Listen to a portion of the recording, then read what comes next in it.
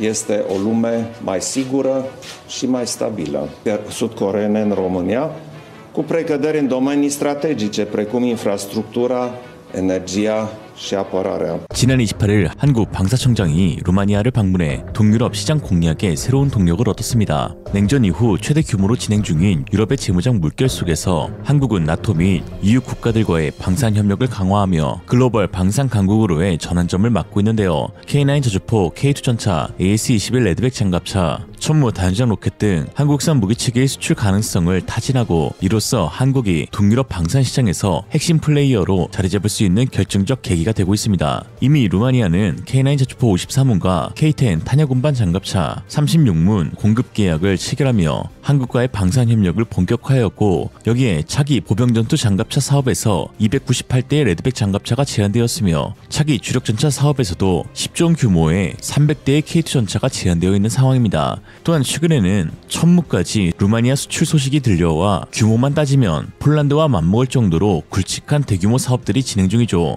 그렇다면 왜 하필 루마니아는 이처럼 한국산 무기들만 도입하려 하는 것일까요? 그건 루마니아가 현재 겪고 있는 가장 시급한 문제를 해결해 줄 수 있는 유일한 국가가 한국이기 때문입니다. 바로 한국만이 탄약, 포탄, 로켓, 미사일 의존도에서 루마니아를 해방시켜줄 수 있는 국가라는 것이죠. 플로린 스파타루 루마니아 경제부 장관은 현지 공영방송사 TVR과 인터뷰에서 놀라운 이야기를 꺼냈습니다. 지난 2004년 루마니아의 마지막 탄약 공장을 폐쇄했고 이로써 현재 탄약과 화약을 모두 수입에만 의존하고 있다는 것입니다. 루마니아의 수입산 방산무기의 대부분은 미국산이 차지하고 있는데요. 이에 무장 역시 미국산이 대부분이죠. 2018년 계약을 체결한 하이마스 54대와 2023년 발표된 M1A2 SEP V3 에이브람스 54대 도입 계획이 이를 잘 보여줍니다.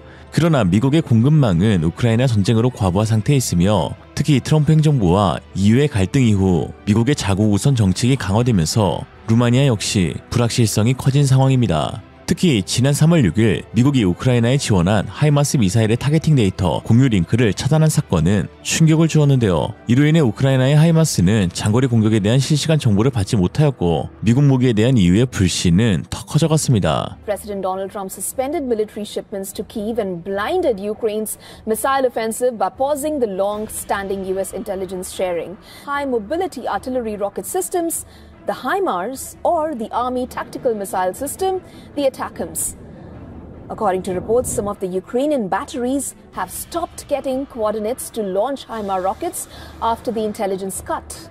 현재 루마니아가 운용 중인 하이마스는 완전한 작동이 이루어진다고는 보도되고 있는데 그러나 루마니아 네티즌들은 발사 장비보다 더 중요한 것이 탄약과 포탄이라면서 그게 뭔 소용이 있냐 라고 강하게 반발하고 있습니다. 그들의 주요 제안은 탄약과 미사일의 배송입니다. 완전 작동한다지만 갑자기 300페이지에 사용자 설명서와 크렘린을 화나게 하면 발사하지 마십시오 와 같은 50가지 조건이 함께 오는 것을 지켜보십시오. 아직 사용의 제한은 없다네요. 그러나 그것을 사용해야 할 때 그때 비로소 제한이 들어올 것입니다. 아직 아니겠죠. 그러나 주황색 원숭이 말 한마디면 다른 문제가 될 것입니다. 루마니아 기반의 포탄이 필요하다. 미국은 모든 제한을 가지고 있습니다. 미국인이 운영하기 때문입니다. 하이마스를 주문하는 또는 주문할 계획인 모든 국가는 그 생각을 매우 신중하게 제고해야 합니다. 미국은 가장 치열한 전쟁 기간 동안 언제든지 이 능력을 취소할 수 있습니다. 그것은 단지 이론이 아니라 선례가 있습니다. 라고 했죠. 이로 인해 한국의 중요성이 더욱 커지고 있습니다. 한국은 155mm 포탄과 120mm 전차 포탄 그리고 239mm 로켓 생산에서 세계 1위를 차지하며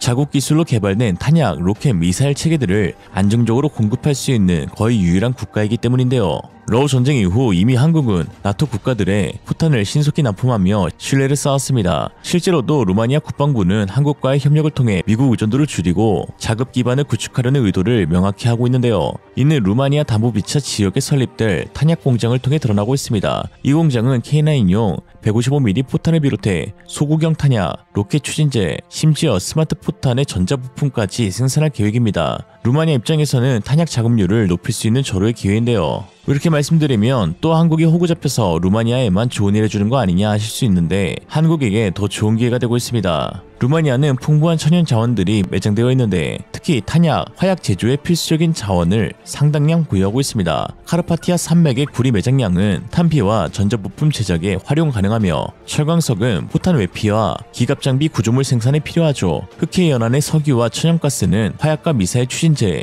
원료로 직결되는데요. 이로 인해 한국은 엄청난 원가 절감과 또 공급망 다변화를 구축할 수 있게 됩니다. 사실 한국은 세계 1위 포탄 생산국이라는 명성에 걸맞지 않게 모든 원료를 해외에서 수입해오고 있습니다. 한국은 구리광석 매장량이 매우 제한적으로 국내에서 소규모 구리광산이 운영된 적은 있지만 현재는 경제성 부족으로 대부분 폐쇄되었거나 채굴이 중단된 상태입니다. 구리 수요의 거의 전부를 수입에 의존하는데 주로 칠레, 페루 등 구리 생산국에서 원료를 들여오며 이를 정제해 산업에 사용합니다. 철광석 역시 한국은 풍부하지 않은데요. 과거에는 강원도와 충청도 일부 지역에서 소규모 철광석 채굴이 이루어졌으나 매장량과 품질 면에서 상업적 채굴이 어려운 수준입니다. 한국의 대표 철강 기업인 포스코는 세계적인 철강 생산 능력을 갖추고 있지만 철광석은 호주, 브라질 등에서 대량 수입합니다. 석유는 말할 것도 없이 100% 수입에 의존하고 있죠. 철광석, 구리, 석유를 전량 수입에 의존하는 한국은 글로벌 공급망 붕괴에 매우 취약합니다. 삼면인 바다인 지리적 특성상 전시 상황에서 해상 운용이 차단되면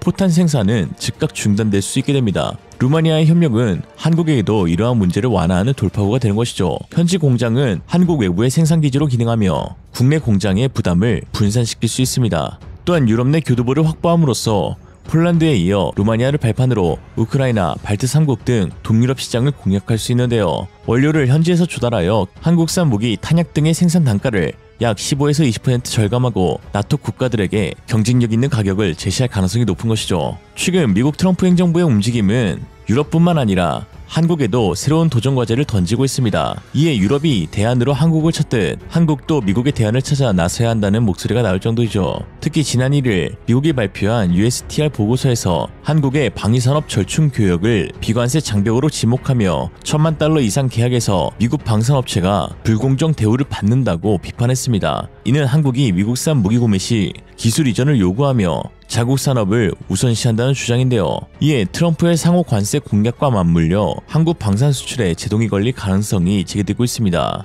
미국의 자국 우선 정책은 현지 한국에도 적지 않은 영향을 미치고 있습니다. 이에 따라 한국은 새로운 변화를 모색해야 할 시점에 직면해 있고 이에 루마니아와의 협력이 대표적인 사례인데요. 트럼프 대통령의 발언 하나로 기존 동맹 관계가 흔들릴 수 있는 상황에서 우리는 새로운 도전과 첫걸음을 내디딜 필요가 있습니다. 그리고 이는 충분히 가능한데 그 이유는 한국이 독보적인 기술력을 보유하고 있기 때문입니다. 폴란드에 수출된 F-50은 유럽 시장에 진출한 첫 한국산 전투기였고 루마니아에 수출된 레드백은 유럽으로 수출되는 최초의 한국산 장갑차가 될 것입니다. 즉 뛰어난 기술력은 언제든지 새로운 협력 파트너를 찾을 수 있는 강력한 기반이 된다는 것이죠. 한국은 2027년 세계 4대 방산 수출국 진입을 목표로 하고 있는데 루마니아 공장이 본격 가동되면 K9을 필두로 K2 레드백 천무가 유럽에서 미국산 무기의 완벽한 대안으로 뿌리 내릴 것으로 보입니다. 러시아와의 긴장이 지속되는 동유럽에서 한국은 기술과 신뢰를 무기로 제2의 폴란드 사례를 창출할 가능성이 현재 매우 높은 상황이죠. 자원이 없는 한국이 기술만으로 글로벌 방산 강국으로 우뚝 선다는 역설은 루마니아 협력이 성공적으로 완성될 때 비로소 현실이 될 것이고 이에 이번 협력은 단순한 계약이 아니라 한국 방산의 다음 10년을 결정짓는 중요한 분기점으로 기록될 것으로 보입니다. 오늘 한 줄 평. 와, 트럼프가 이걸 해내네. First of all are the non-monetary restrictions imposed by South Korea, Japan, and 트럼프의 전쟁 선포는 한국 때문에 실패로 돌아갑니다. 지난 4월 2일 미국 트럼프 대통령이 발표한 새로운 관세 정책은 전 세계를 상대로 한 경제 전쟁 선포로 평가받고 있습니다. 이 정책은 모든 수입품에 최소 10%의 기본 관세를 부과하고 주요 교역국들에 대해서는 더 높은 상호 관세를 적용하는 것을 핵심으로 합니다. 트럼프는 이를 미국 해방의 날이라 부르며 미국이 그동안 글로벌 경제에서 착취당해 왔다고 주장했습니다. 특히 중국, 한국, 일본, 유럽연합 등 무역 흑자를 내는 국가들을 겨냥해 대폭 향상된 관세를 예고했습니다. 이 조치는 수십 년간 이어져 온 자유무역 질서를 뒤흔드는 파격적인 행보로 단순한 경제정책을 넘어 정치적, 외교적 압박 수단으로 활용되고 있음을 보여줍니다. 트럼프의 의도는 분명한데요. 관세를 통해 미국에 대한 투자를 늘리고 결과적으로 미국의 미래에 도움이 될 것이라 믿는 것입니다. 그러나 전문가들은 이 정책이 오히려 글로벌 공급망에 혼란을 초래하며 특히 미국이 유지해온 방산 시장에서의 우위를 한국에 빼앗길 수 있는 치명적 실수라고 지적하고 있는데요. 우선 미국이 관세 정책을 발표한 첫날부터 뭐가 제대로 되고 있지 않습니다. EU, 캐나다, 중국 등 주요 국가들이 이미 보복 관세를 예고하고 있고 특히 호주령 무인도인 허드 맥도날드 제도에 대한 트럼프의 관세는 이 정책의 과도함과 허술함을 상징적으로 드러내었습니다. 이 화산섬은 인도양 남부에 위치한 유네스코 세계자연유산으로 펭귄과 바다 표범만 서식하는 무인도입니다. 이에 네티즌들은 펭귄들의 정어리에 대한 관세를 올리는 것이냐며 비아냥거리기도 했습니다. 또한 트럼프의 관세율 상점 방식은 무역 적자를 수입액으로 나눈 비율을 기준으로 한다는 점에서 매우 허술한데요. 일부 네티즌들은 군대식 계산법이라며 조롱까지 했습니다. 이는 경제의 복잡성을 무시하는 접근으로 예를 들어 아이폰은 중국에서 조립되지만 부품은 미국, 한국, 일본 등 여러 나라에서 공급됩니다. 중국에서 수입된 아이폰에 높은 관세를 부과하면 그 안에 포함된 미국산 부품 가격도 간접적으로 상승하는데요. 결국 애플은 비용 증가를 소비자에게 전가하거나 이익을 줄여야 합니다. 이는 미국 소비자와 기업 모두에게 손해를 끼치는 것이죠. 실제로 2018년 트럼프는 대중국 관세로 인해 이런 일이 발생했고 미국 기업들은 부품 수입 비용 증가로 어려움을 겪었습니다. 이처럼 단순한 관세 부과는 상대국으로부터 보복 관세를 유발해 무역 전쟁으로 이어질 가능성이 높습니다. 실제로 2018년 트럼프가 중국에 25% 관세를 부과하자 중국은 즉각 미국산 대두에 보복 관세를 부과했는데요. 이에 미국 중서부 농부들은 대두 수출이 급감하며 큰 타격을 입었고 결국 미국 정부는 120억 달러 이상의 농업 보조금을 지출해야 했습니다. 또한 무역 적자를 단순히 나쁜 것이라고만 단정할 수는 없습니다. 미국처럼 소비 중심 경제에서는 수입이 많아 적자가 발생하는 것이 자연스러운 일인데요. 그러나 트럼프의 관세 정책은 경제적 합리성보다는 정치적 메시지에 중점을 두고 있어 적자는 무조건 나쁘다라는 구호를 통해 지지층을 밀집시켰고 결국 이처럼 말도 안 되는 공식으로 합리성이 결여된 정책이 나와버린 것이죠. 전문가들은 트럼프의 정책이 미국을 위대하게는커녕 오히려 초라하게 만들 것이라고 비판하고 있습니다. 실제로 발표 직후 시장 반응도 트럼프의 낙관론을 무색하게 했습니다. 발표 직후 다우존스 지수가 900포인트 이상 급락했고 S&P 500과 나스닥도 각각 3.38, 4.28% 하락했는데요. 단 5분 만에 약 2조 달러, 하나 2천조 원 규모의 시가총액이 증발하게 되었습니다. 관세 비용은 수입 업체가 부담하지만 결국 미국 소비자와 기업에 전가되어 물가 상승을 유발할 가능성이 큰데요. 골드만삭스와 JP모건은 관세로 인해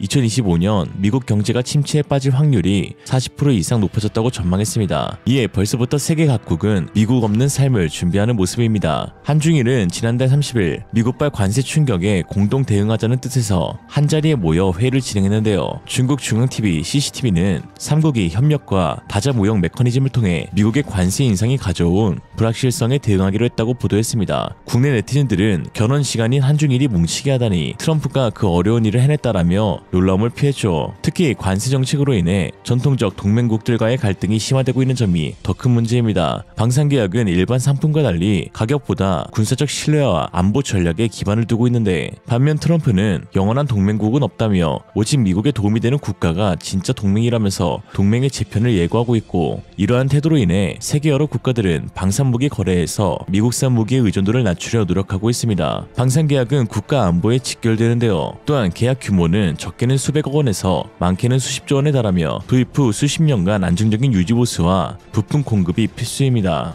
이러한 계약 자금은 국민 세금으로 충당되기에 신뢰할 수 있는 국가와의 거래가 무엇보다 중요하죠. 그렇게 사실 그동안 미국 무기가 동맹국들 사이에서 가장 선호되어 온 것임은 부인할 수 없는 사실입니다. 그러나 트럼프의 미국은 이러한 동맹의 신뢰를 저버리는 사례를 반복하고 있는데요. 대표적으로 베스트셀러 스텔스 전투기인 F-35에 미국이 원격으로 비활성화할 수 있는 킬 스위치가 존재한다는 논란이 일고 있으며 그 밖에 미국이 소프트웨어 업데이트, 예비 부품 공급, ALIS나 오딘 같은 네트워크 지원을 중단하면 F-35 운용이 심각하게 제한될 수 있다는 사실도 드러나고 있습니다. 또한 전 세계에 약 4,000대 판매된 미국 F-16의 경우 우크라이나에서 레이더 시스템 지원 중단으로 기능이 저하된 사례가 적발되자 동맹국들은 불안감을 표출하고 있습니다. 독일의 볼프강 이싱거 전 미넨 안보회의 의장은 미국이 우크라이나에 한 것처럼 독일의 F-35를 제한한다면 계약 취소를 고려할 수 있다고 경고했습니다. 또한 우크라이나에 제공된 하이마스와 관련돼 미국이 장거리 좌표 데이터를 제공하지 않은 사례는 안보 지원의 한계와 미국의 통제력을 보여주는 대표적인 예인데요.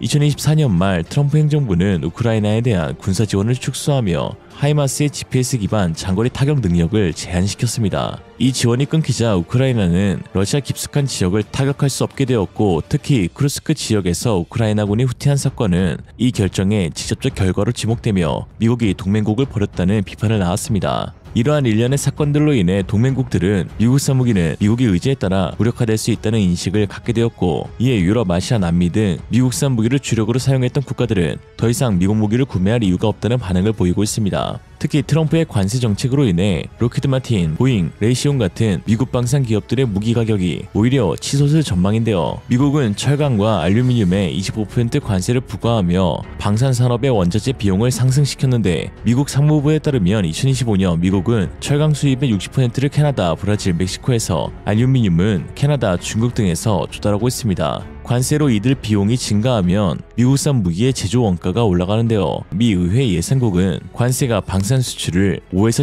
10% 줄일 수 있다고 경고했습니다. 로키드 마틴 CEO는 글로벌 경쟁력이 약화될 것이라고 우려하고 있죠. 즉, 과거에는 미국 무기가 비싸더라도 성능이 뛰어나고 또 신뢰할 수 있는 동맹국의 무기라는 이유로 구매했다면, 이제는 지원과 개량이 언제든 중단될 수 있고 하루아침에 동맹이 깨질 수 있는 미국 무기가 가격까지 비싸졌다는 것입니다. 더 이상 구매할 이유가 없다는 것이죠. 그리고 이 틈새를 놀랍게도 한국이 파고들고 있습니다. 한국은 미국 무기 체계와 거의 유사한 상호 호환 능력을 갖추면서도 독자적인 방산 기술을 발전시켜 신뢰성과 비용 효율성을 갖춘 대안으로 주목받고 있는데요. K9 자주포는 미국 팔라딘 자주포보다 저렴하고, 천문은 하이마스 대비 2배의 화력임에도 가격은 절반입니다. 또한 FA50은 F16의 80%의 성능을 발휘하면서 가격은 거진 3분의 1이고, KF21 보라매 역시 F35를 구매하려는 국가들의 새로운 대안으로 떠오르고 있습니다. 이미 폴란드, 호주, 노르웨이 등에서 미국산 무기와 성능을 비교하며 한국 무기의 우위를 입증하기도 했죠. 한국의 강점은 무엇보다 기술력에 있습니다. 우리나라가 방위산업에 착수하기 전까지 한국의 전력 증강은 미국이 제공하는 군사장비에 전적으로 의존하고 있었는데요. 그러나 1970년 자주국방력 배양을 목적으로 국방과학연구소가 창설된 이후 소총, 박격포, 탄약류 등 기본 병기를 대상으로 미국 장비를 모방하며 개발을 시작했습니다. 이후 자주포, 전차, 장갑차, 훈련기, 잠수함, 유도무기 등 정밀 무기를 개발 생산하며 군의 현대화를 지원했는데요. 최근에는 전투기, ICBM, 무인체계 등 첨단 무기를 독자 개발하는 수준에 도달했습니다. 국산화된 방산 장비는 국내 공급뿐 아니라 수출도 추진하며 지난해 세계 4위 수출 규모로 국제적으로 인정받고 있는데요. 그동안 지속적으로 축적된 국내 기반 기술을 바탕으로 기동 화력 분야에서는 장갑차, 전차, 화포 등 독자 개발 및 생산이 가능해졌고, 체계 개발에 대한 원천 기술 수준도 수출이 가능한 세계적으로 드문 국가 반열에 올랐습니다. 항공 분야에서는 1970년대부터 전투기 및 헬기의 기술 도입 생산을 시작으로 기본 및 고등 훈련기, 한국형 기동 헬기, 이후 한국형 차세대 초음속 전투기 개발까지 완성했습니다. 함정 분야에서는 1970년대부터 함정 플랫폼을 대부분 국내 자체 건조로 획득했습니다. 함정의 전투 성능을 좌우하는 핵심 체계인 전투체계 분야도 최근 국내 독자 개발을 통해 꾸준히 능력을 확충하고 있는데요. 심지어 미국조차 함정 수리를 한국에 맡길 정도로 그 기술력을 인정받고 있죠. 유도 방공 분야에서도 지대치, 지대공, 함대함 등 첨단 정밀 유도 무기의 국내 개발을 통해 생산 및 양산이 가능한데, 세계에서 5손가락 안에 드는 미사일 강국으로 자리 잡았습니다. 즉, 한국의 다양한 포트폴리오는 미국과 거리를 두며 자국 방산을 도모하려는 국가들의 입맛에 맞추기에 부족함이 없습니다. 트럼프가 미국을 해방시키겠다며 펼친 관세 정책, 그러나 정작 그날은 다른 국가들의 관계가 끊기는 날이 되었습니다. 세계는 미국이라는 이름값보다 오히려 기술과 비용, 신뢰성에 더욱 주목하고 있고, 한국이 그 대안이 되어가고 있죠. 어쩌면 트럼프가 그 눈을 해방시켜 준 것일지도 모르겠습니다. 오늘의 한 줄 평, 딴 건 모르겠고 일단 중국이 제일 처맞았으니 한 잔에. Nie chodzi o szarżowanie, nie, ale na pewno będziemy badali i użyjemy do tego także w naszych możliwości technologicznych, naukowych, we współpracy z innymi tej kasy europejskiej do tego użyjemy, tylko staramy się dokonywać mądrej selekcji i inwestować i żadna opcja nie jest zamknięta. 폴란드는 핵무기 또는 그에 준하는 재래식 미사일과 같은 최첨단 능력을 추구해야 합니다. 미국과 유럽 간 갈등이 심화되는 가운데 항공무기의 중요성이 새롭게 부각되고 있는데요. 트럼프 행정부의 각자 도생 정책이 유럽에 큰 충격을 안긴 상황에서 유럽은 우리끼리 뭉쳐서 문제를 해결하자라고 외치지만, 정작 협력 속에서도 자주성과 독립성을 강조 간주하며 결속되지 못하는 모습을 반복적으로 보여주고 있죠. 이러한 상황에서 전 유럽이 자주국방을 실현하기 위해 세계에서 가장 성공적인 자주국방 사례로 평가받는 한국과의 협력을 모색하고 있어 화제입니다. 돌아가는 상황이 참 재밌는데 한번 빠르게 살펴보죠. Let's get it! 지난 3월 10일 트럼프 2기 행정부의 핵심 인물이자 세계 최고 부호인 일론 머스크가 X 플랫폼에 우크라이나를 겨냥한 충격적인 발언을 남겼습니다. 나는 푸틴에게 1대1 대결을 제안했고 내 스타링크 시스템은 우크라이나 군대의 중추다. 내가 스타링크를 끄면 우크라이나 전선 전체가 붕괴할 것이라고 했는데요. 머스크의 의도는 푸틴에 맞서는 자신의 입장과 전장에서의 스타링크의 중요성을 강조하려는 것이었겠지만 유럽은 이를 마치 협박으로 받아들였습니다. 그럼 뭐 기분 나쁘면 스타링크 차단하겠다는 거야 뭐야? 라는 거죠.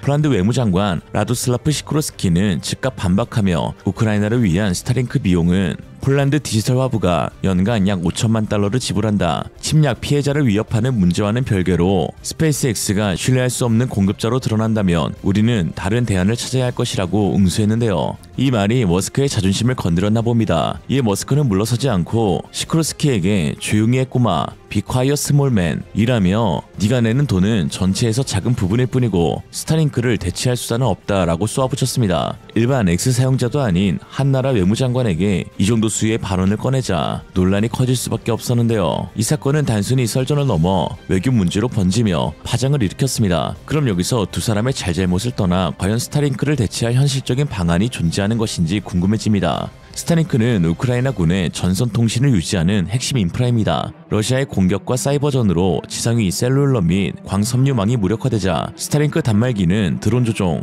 실시간 영상 전송, 포격 좌표 보정, 암호화된 지휘체계 연결에 없어서는 안 될 존재가 되었는데요. 2025년 3월 기준 약 42,000개의 단말기가 우크라이나에서 운영 중이며 군사작전뿐 아니라 병원과 구호단체에서도 활용되고 있죠. 물론 이 서비스는 공짜가 아닙니다. 초기 비용은 머스크가 부담했지만 이후 미국 국방부가 주요 자금을 지원하고 나토 동맹국들이 상업적 계약을 통해 비용을 분담했는데요. 이미 우크라이나 전역의 네트워크와 인프라가 완전히 자리 잡은 상황에서 대체 시스템으로 전환하려면 단말기 교체, 위성 커버리지 확보, 군사적 호환성 테스트 등 최소 1-2년이 필요합니다. 전쟁 중 즉각적인 전환은 사실상 불가능에 가까운 것이죠. 영국 기반 원앱은 약 400개 위성을 보유하지만 대역폭과 단말기 보급 속도에서 스타링크에 비해 뒤처집니다. 프랑스 영국 합작 이유텔사트는 주로 정지 궤도 위성을 운영하며 저궤도 네트워크는 개발 중이라 즉시 대체할 수가 없죠. 즉 기술적, 경제적, 전략적으로 스타링크를 당장 대체해야 할 현실적인 대안은 존재하지 않습니다. 머스크의 발언은 과장이 아니라 현실을 반영한 것이지만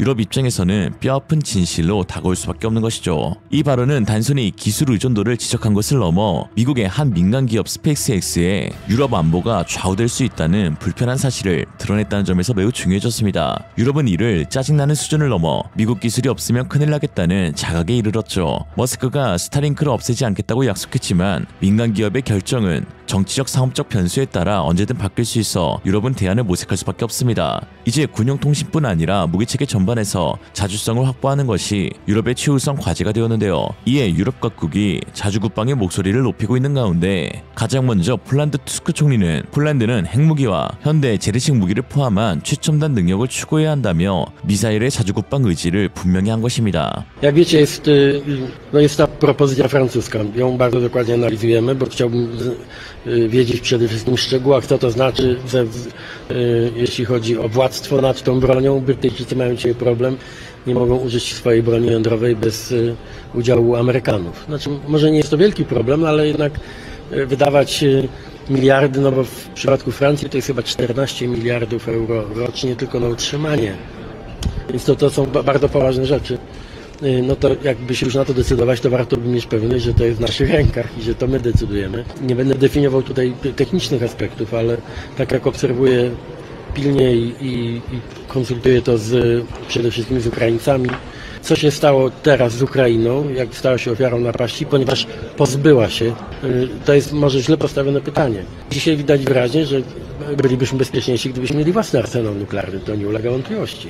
Natomiast tak czy inaczej droga do tego byłaby bardzo daleka i też musiałby być konsensus. Znaczy, no my wszyscy, bo to musi dać nam poczucie bezpieczeństwa, więc nie chodzi o szarżowanie, ale na pewno będziemy badali i użyjemy do tego także w naszych możliwości technologicznych, naukowych we współpracy z innymi, tej kasy europejskiej do tego użyjemy, żeby zacząć myśleć bardzo nowocześnie. Nie kupujemy wszystko, co się rusza, tylko staramy się dokonywać mądrej selekcji i inwestować w to, co jest najnowocześniejsze.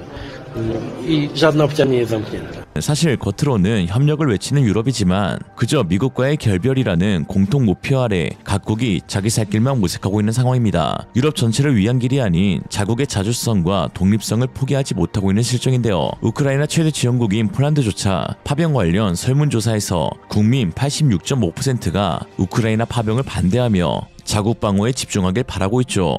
프랑스 대통령 에마뉘엘 마크롱도 미국의 태도에 분노하며 프랑스의 핵 우산을 유럽과 공유하겠다고 밝혔지만 정작 발사 주권은 프랑스만 갖는다고 못 박아 샤를 드골의 단독 핵 정책을 연상케 했습니다. 결국 트럼프와 머스크가 유럽 지도자들에게 거친 태도를 보여도 담담한 이유는 유럽이 하나 되자고 말만 하며 각자 이익을 챙길 거란 걸 알고 있기 때문이죠. 이후에 포탄 지원 실패, 전투기 공여 눈치 싸움, 국방비 증액 불가 핑계에서의 갈등은 유럽의 민낯을 여실히 보여줍니다. 심지어 유럽인들은 절대 유럽인을 믿지 못한다는 말이 나올 정도로 상호협력에 어려움을 겪고 있는데요. 이런 혼란 속에서 한국이 기회를 잡고 있습니다. 특히 폴란드가 핵심 무기 전략으로 삼는 미사일 분야에서 한국은 최적의 파트너로 떠올랐죠. 한국은 세계 최고의 미사일 강국으로 지대지 미사일 천무, 지대공 미사일 천궁, 고고도 요격체계 LSM, 세계 최대 중량의 탄도미사일 현무 등 공격과 방어에서 모두 탁월한 성능을 자랑합니다. 그중 현무5는 9톤 탄두를 마하 10의 속도로 지면에 내리꽂아 인공지진을 일으키는 한국 미사일 기술의 정점으로 평가받는데요. 폴란드 매체 컴퓨터 사이트는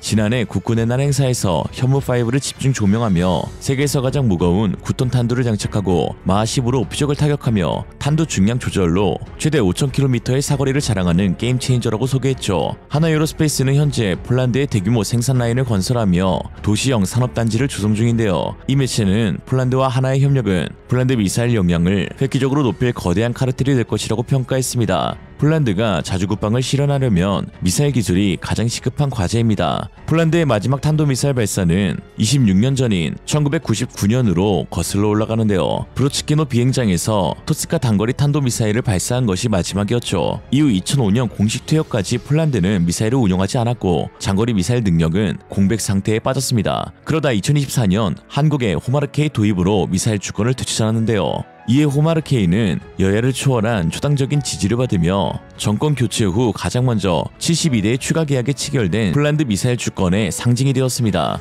폴란드는 1989년 바르샤바 조약 시절 소련으로부터 토치카 4기와 발사대 지원 차량을 받아 7사단에 배치했습니다. 그전에는 루나-M 같은 구형 비호도 로켓을 사용했는데요. 토치카는 사거리 70km, 정확도인 CP 150m로 당시 동구권에서는 상당히 진보한 무기였죠. 1975년 소련군에 도입된 이 미사일은 고체 연료와 이동식 발사 차량으로 전술적 유연성을 제공했는데요. 하지만 1991년 소련 붕괴로 상황이 바뀌었습니다. 토츠카는 2004년쯤 수명이 다했고 러시아는 추가 판매를 꺼렸으며 가격도 부담스러웠죠. 1999년 나토 가입으로 폴란드는 소련제 무기에서 벗어나 서방 동맹의 방어우산 아래 들어갔고 토치카는 결국 나토 표준과 맞지 않아 점차 퇴출되었죠. 나토 가입은 폴란드에게 안도감을 주었고 폴란드는 패트리어트나 유럽산 방어체계에 의존하며 공격용 미사일 개발을 뒤로 미뤘습니다. 대신 보병, 기갑, 공군 현대화에 집중했죠. 그러나 2014년 크림반도 병합과 우크라이나 전쟁으로 폴란드의 미사일 위협이 현실화되었습니다. 러시아가 이스칸데르 M을 칼리닝그라드에 배치하며 폴란드 국경 300km 내를 겨냥하자 미사일 공백이 뼈아프게 다가왔는데요. 2022년 우크라이나 침공은 이 위험을 더 부각시켰죠. 러시아 미사일이 폴란드 상공을 스쳐 지나간 푸셰도브프 사건과 우크라이나 지원의 국방비를 쏟는 와중에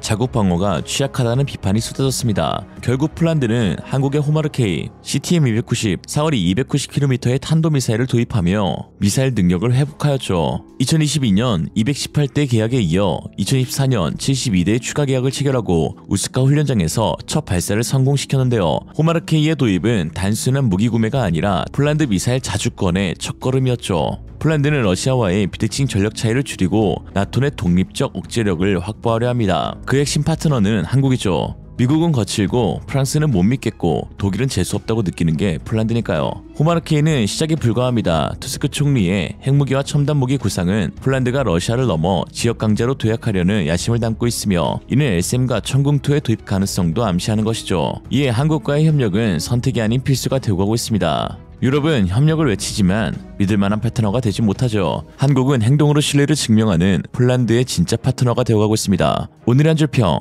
아참, 우리도 유럽 못 믿어. 선입금해주세요, 파트너씨. 이생으로 리얼리즘이었습니다. 여러분의 생각은 어떠신가요? 현명하고 지혜로운 여러분의 의견을 지금 댓글에 남겨주세요. 감사합니다.